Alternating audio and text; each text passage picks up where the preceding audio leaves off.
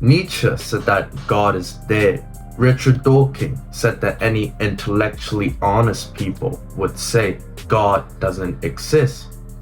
And that is true because of science, because of our rational thinking. We realize that thunderstorm is not because of the range of God, but merely because of electron hitting each other in the cloud, creating lightning. However, this is like a Pandora box, a curse of knowledge. Once you know that the validity of an argument of an absolute perfect God, it's no longer rational to believe, at least blindly believe in. You can't really go back to that. But with the fall of religion, with the fall of God, what happened? People start to believe in money. People start to believe in fame.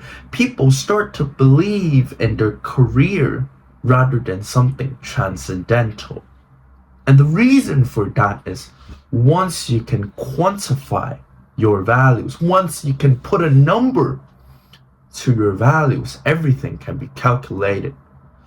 Prior to the scientific revolution, our value is based off of a transcendental God, something immeasurable. No matter what's the drive, no matter how alluring the money is, you can always refer to the infinite God. And obviously, back in the days, there would still be dumbasses and bastards that would betray you despite knowing that believing that there's the final judgment day and you have a potentiality in going to hell. However, on a macro scale, most people still have their values intact, at least to some extent.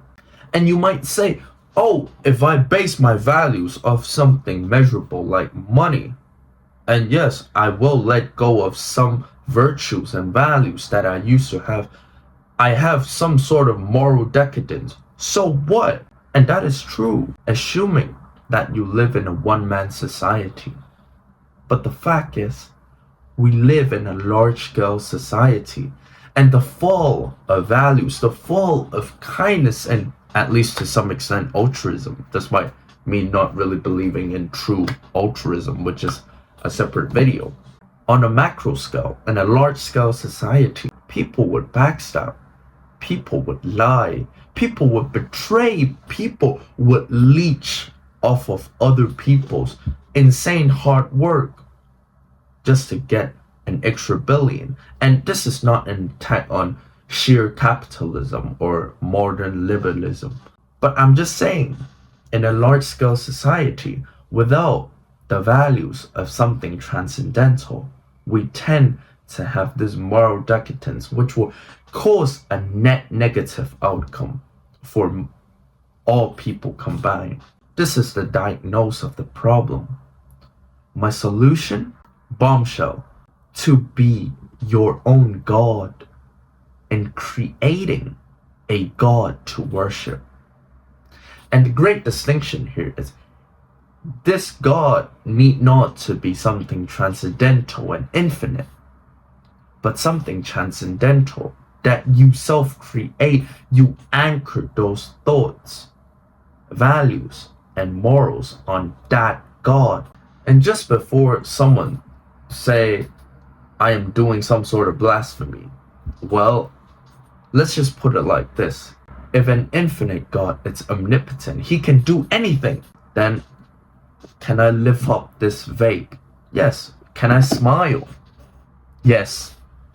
Can I say, subscribe to Little Daniel Philosophy for more beautiful philosophical video? Yes.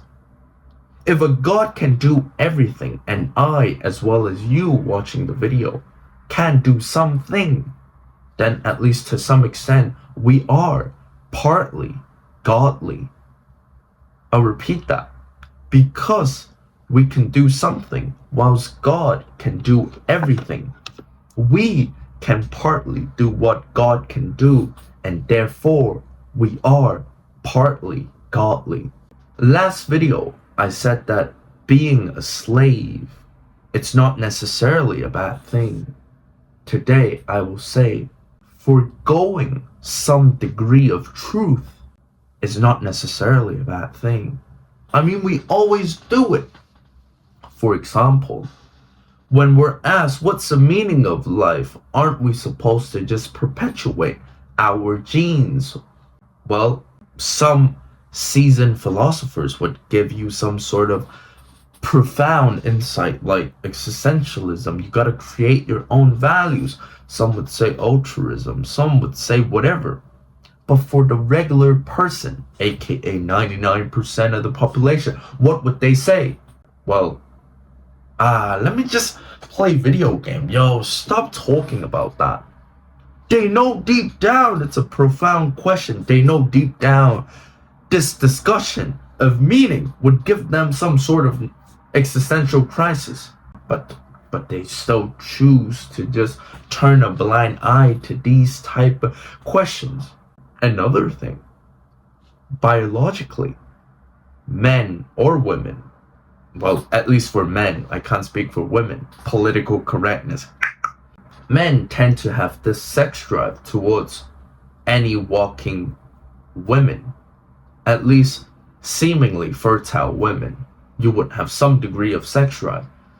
But under this Judeo-Christian monogamous culture, we tend to lie, to say, oh, I love you so much, I only want you. If everyone can do that, why would cheating rate be so high? Not necessarily putting your penis in another vagina, but having deep and extensive thoughts about having sex with another woman. We're biologically wired to do that. It's not an endorsement on polygamy. Perhaps that's another video. But then I'm saying we do embrace some sort of willful delusion. We do lie. And not only do we lie, we're expected to lie. And my beautiful today, even though she's clapped, even though her makeup has fucking 2 eye lines drawn on her face, we still say, you're so beautiful today. My point, we're already from the get-go utilizing willful delusion. We're to an extent embracing lie. We're to an extent abandoning truth. So why can't I do it on the topic of God? With the premise that we got this will to live, this unrelenting yet excruciating drive for us to live. Yo, Daniel, why don't you kill yourself? Yo, Daniel, why are you making videos for Little Daniel Philosophy? Why don't you just end your life? We tend to just live. Let's say in a day there is 1 million time points, right? And I've lived 23 years of my life. So what does Little Daniel have? I don't know, like fucking 100 trillion time points in my life. And each single time point I have chose to live. So it's rational for us to believe that the remaining 75 years, yes, I expect to live till fucking 100 years old, that the remaining, say, 300 trillion time points in my life, I would keep on choosing to live. Lindy effect. But anyways, we're still going to choose to live for the most part.